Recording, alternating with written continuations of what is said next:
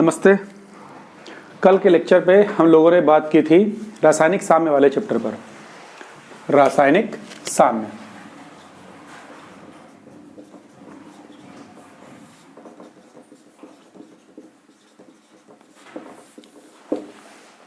इस पे हमने जाना था कि उत्क्रमणीय विक्रियाएं क्या होती हैं, अनुत्क्रमणीय विक्रियाएं क्या होती हैं, रासायनिक साम्य क्या होता है, मतलब फिर उस पर हम द्रव्यानुपातिक क्रिया के नियम तक पहुंच गए थे। आज हम बात करते हैं इसी द्रव्यानुपातिक क्रिया के नियम को आगे बढ़ाते हुए वेग स्थिरांक। बट वेग स्थिरांक पढ़ाने से पहले एक बार दोबारा जल्दी से रिकॉल कर देते हैं कि द्रव्यानुपातिक क्रिया का नियम क्या है। इस नियम के अनुसार किसी पदार्थ की अभिक्रिया करने की दर अभिकारक के सक्रिय द्रव्यमान के समानुपाती होती है और किसी रासायनिक अभिक्रिया के दर उसके अभिकारकों के सक्रिय द्रव्यमानों के गुणनफल के समानुपाती होती है। तो इसी चीज को ध्यान में रखते हुए हम आगे बढ़ेंगे और बात करेंगे आज हम लोग वेग स्थिरांक की। वेग स्थिरांक,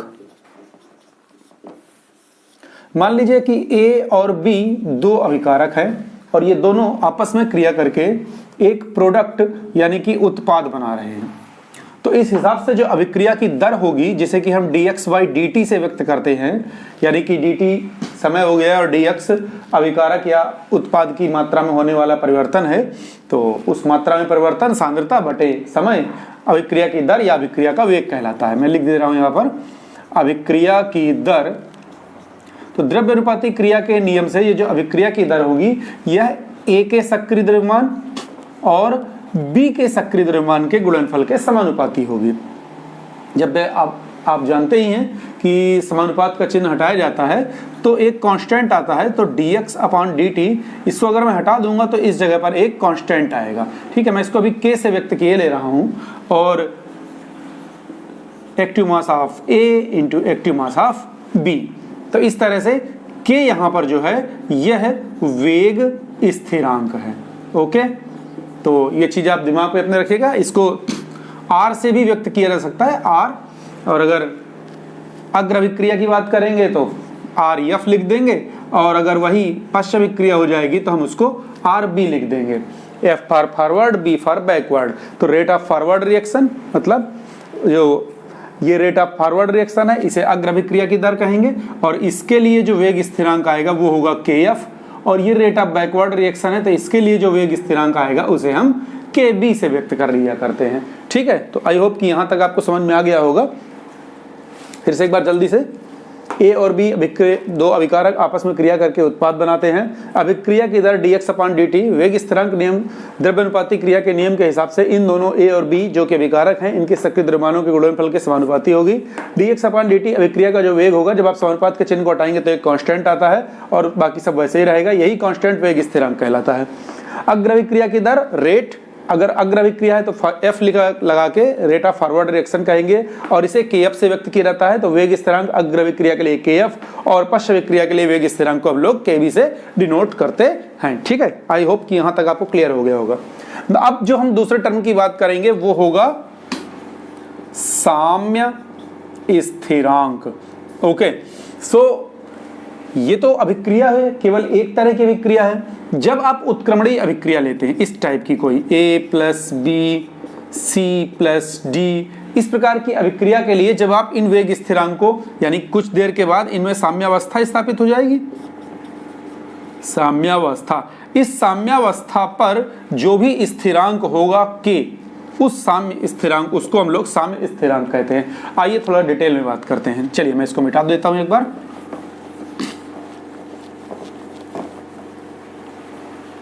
हाँ भाई, ठंड का समय है तो उतना अच्छे से बोर्ड साफ होता नहीं है, बट काम चला लो। सो बात करेंगे साम्य स्थिरांक की। तो मान लीजिए कि विक्रिया है A+B और ये उत्क्रमणीय विक्रिया है तो प्रोडक्ट बनाती है C+D के लिए। अब हम इस अभिक्रिया को दो हिस्सों में अगर समझना चाहें तो ये A और B मिलकर C और D बना रहा है, ये अभिक्रिया का अग्र पार्ट हुआ, अग्र अभिक्रिया। और C और D at the same time ये मिलकर A और B बना रहे हैं, ये अभिक्रिया का पश्च पार्ट हुआ, यानी कि पश्च अभिक्रिया हुई। सो अभी मैं अग्र अभिक्रिया की बात कर रहा हूं। अग्र अभिक्रिया की दर, जैसा कि अभी हमने पीछे देखा भी था कि अग्र अभिक्रिया की दर को हम लोग RF से व्यक्त कर रहे थे, ये द्रव्यानुपाती क्रिया के नियम के हिसाब से अभिकारक A और B के सक्रिय द्रव्यमान के गुणनफल के समानुपाती होंगे। समानुपात का चिन्ह हटेगा, एक कांस्टेंट आएगा, कांस्टेंट हो गया KF A इंटू B। कोई बता सकता है यहाँ पर KF क्या है? बोलो यार। ये KF जो है यह है अग्र अभिक्रिया का वेग स्थिरांक। ठीक, इसको मैं क्वेश्चन नंबर 1 डाल ले रहा हूं, कोई दिक्कत नहीं है। अब बात करेंगे पश्च अभिक्रिया की दर। अब ये जो पश्च अभिक्रिया इधर से स्टार्ट होगी, ओके। सो RB अभी बताया ना, RB rate of backward reaction, ये अब इस यहां से स्टार्ट हो रही है, तो अब अभिकारक इसके लिए C और D हो जाएंगे। तो C का सक्रिय द्रव्यमान, D का सक्रिय द्रव्यमान। समानुपात का चिन्ह हटाइए तो इस जगह पर एक कांस्टेंट आएगा जिसको हम KB से डिनोट करेंगे, active mass of C, active mass of D, this is RB। अब तो बता दो यार KB क्या है, अब भी नहीं बताओगे। ये है पश्च अभिक्रिया का वेग स्थिरांक, इक्वेशन नंबर 2। अब चलिए बात करते हैं चैप्टर की, रासायनिक साम्य की। रासायनिक साम्य होता क्या है? जब किसी उत्क्रमणीय अभिक्रिया में अग्र अभिक्रिया और पश्च अभिक्रिया की दर, अग्र अभिक्रिया और पश्च अभिक्रिया की दर सेम हो जाती है, बराबर हो जाती है, अभिकारकों और उत्पादों का कांस्टेंट का जो सांद्रता है वो कांस्टेंट हो जाती है, तो उसे आप रासायनिक साम्य कहते हैं। यहां तक का कॉपी पे नोट कर लीजिए क्योंकि अब मैं मिटाने वाला हूं। ठीक है, तो आगे बढ़ते हैं। याद रखना ये क्या लिखा है, हाँ मुझे याद रहेगा।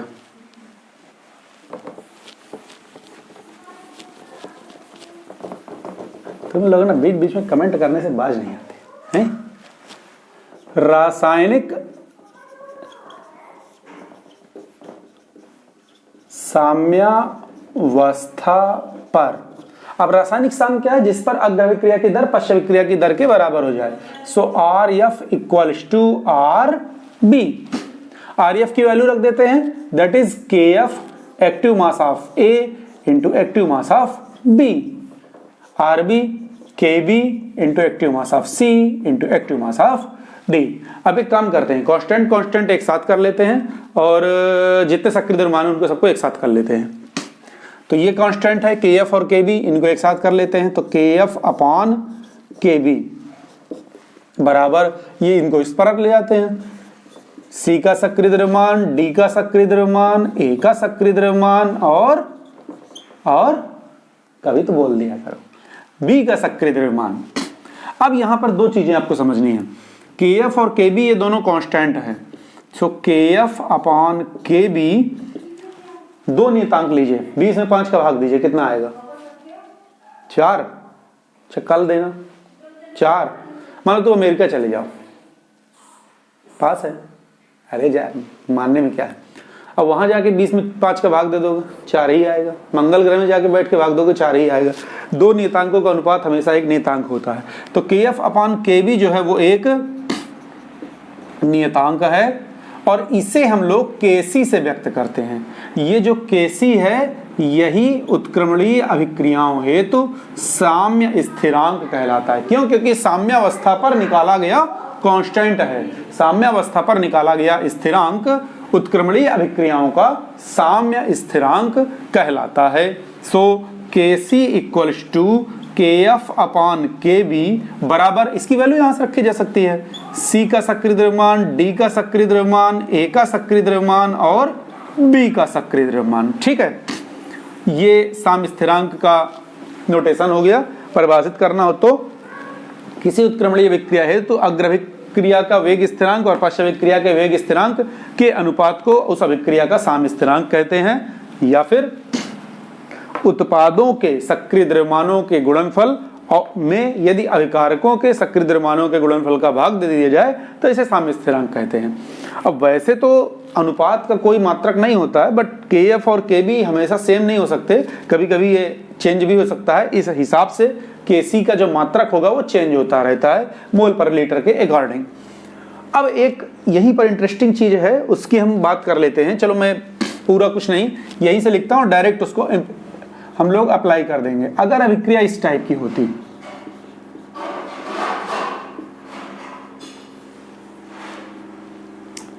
यहां ये जो हमने स्मॉल में ए बी सी डी लिखा है, स्मॉल ये सब अणुओं की संख्या है, अणुओं की संख्या माने इट इज अ नंबर, ठीक है।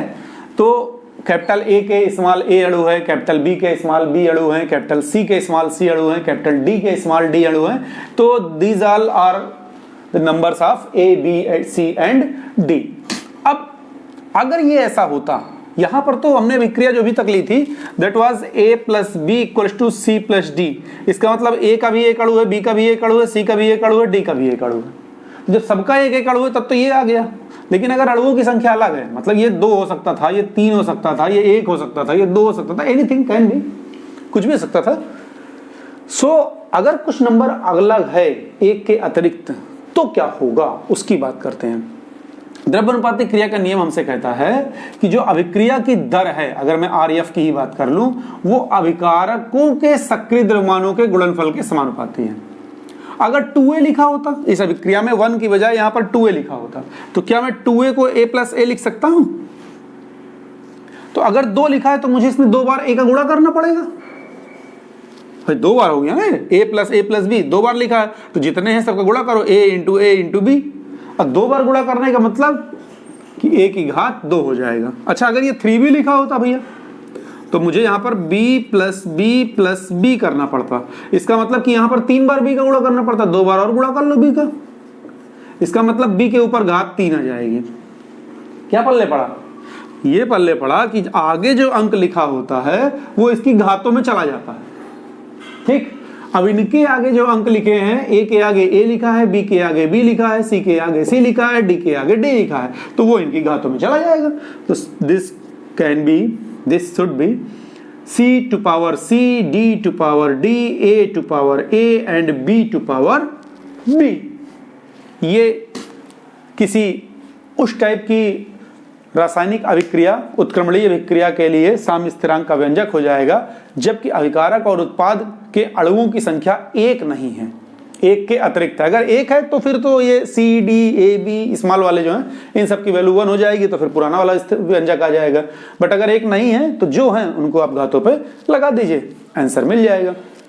जैसा कि मैं आपको कह रहा था, अगर सी और डी की वैल्यू, सी प्लस डी की वैल्यू ए प्लस बी की वैल्यू के बराबर है तब तो ये कटवट के कोई मात्रक नहीं होगा। बट अगर c plus d a plus b से भिन्न है, कुछ भी ज्यादा हो या कम हो, तो फिर इसका मात्रक मिलेगा आपको और फिर kc का मात्रक वहां से प्राप्त होता है। खैर आगे जाकर एक आध एग्जाम्पल पे इसको देख लेंगे। सो आज के लिए इतना ही। आज आप रासायनिक साम्य पर को एक बार दोहराइए, आगे मिलेंगे, उस पर बात करेंगे। नमस्ते।